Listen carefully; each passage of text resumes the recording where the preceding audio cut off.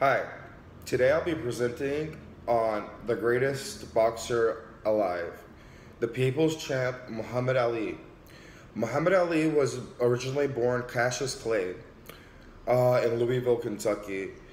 My first choice was Nelson Mandela, but after watching the speech we watched in class, I quickly realized he would be very difficult to understand, rel- to relate to, and frankly, not that interesting. Um, no, no disrespect to his cause and what he thought, but by far, Muhammad Ali captured his audience. He personally captured me. Uh, and he's just one of those characters in history that is completely relatable to all of us, and you just have to love him. We if we could learn,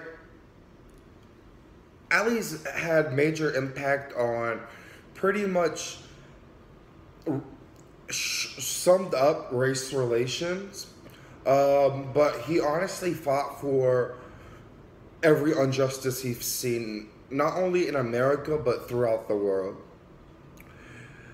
Ali's work can be summed up as supporting anyone or any group that is facing injustice. For example, he refused induction into the military because, ironically, he didn't believe in fighting. He claimed that being a Muslim, he doesn't fight. That was his war. He famously, his famous quote was, "The Viet Cong had never done nothing to me." The way Ali actually became a boxer is quite an interesting story. Who knew that on a sunny summer evening in Louisville, Kentucky, would be would be the result in the making of the greatest activist and sports athlete pretty much known to man. Um, Basically, the way he became a boxer was his bike got stolen, and he went to pretty much a cop, the first man he saw, and he goes, "Hey, somebody stole my bike. I want to whoop him." And Ali was on the verge of tears. All right, the officer ran a boxing gym. He says, "Son, if you're planning to talk about whooping somebody, you need to start training." So from that moment on, Ali fell in love with the sport and became a trainer. His first fight was actually in the 1960s Olympic, winning the gold title, which really skyrocketed him into the whole boxing scene. Uh, Ali changed his religion, and actually, Ali Ali started his whole boxing career right across the bridge here in Miami. So I thought that would be an interesting fact to um, to let you guys know. His career is 56 wins, 5 losses, which he lost on his end of his career, which each have their own interesting story. Um, and and 37 knockouts, 37 knockouts, he lost his heavyweight title, or he was stripped of his heavyweight title in 1964. It took him 4 years to regain that, causing a little feud between him and his successor that received the heavyweight title, Joe Frazier.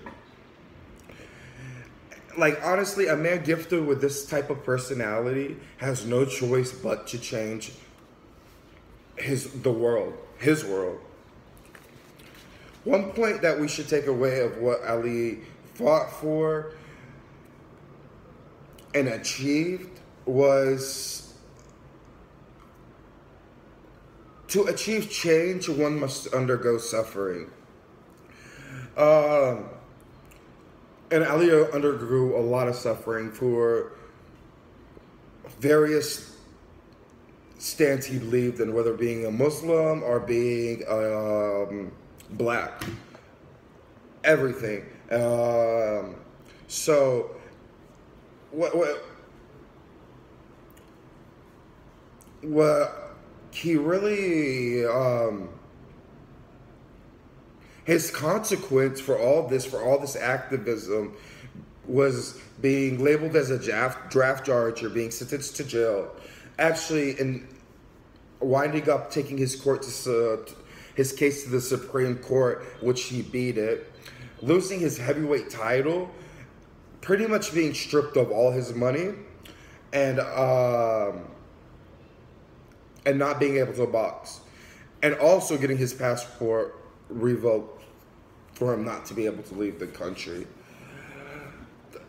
The thing what made Ali was his personality. Him and his great friend Howard Cosell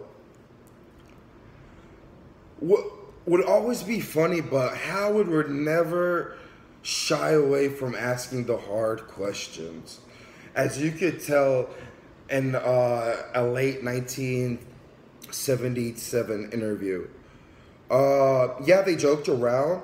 Ali would pick him up, pretend to beat him up, and Howard would respond by saying, "Oh, I'm the only one that would be able to whip you." Their friendship just shined out. It's really an authentic friendship they had. And he was really beloved by all, mainly because of himself and being so selfless. He was just a man that when he trying to wrong all the rights he saw to right all the wrongs he saw in society. Any man can call himself the greatest. But Muhammad Ali truly proved himself to be the greatest throughout his whole life, as a boxer, as an activist, as a man suffering from Parkinson's disease. He's also had a real impact on me, because my grandfather, when we were younger, the only thing he would watch was ESPN Classic, and specifically ESPN Classic Boxing. He would watch it with the sound off, and yeah, as a kid, I would just be stuck for hours watching a soundless boxing match.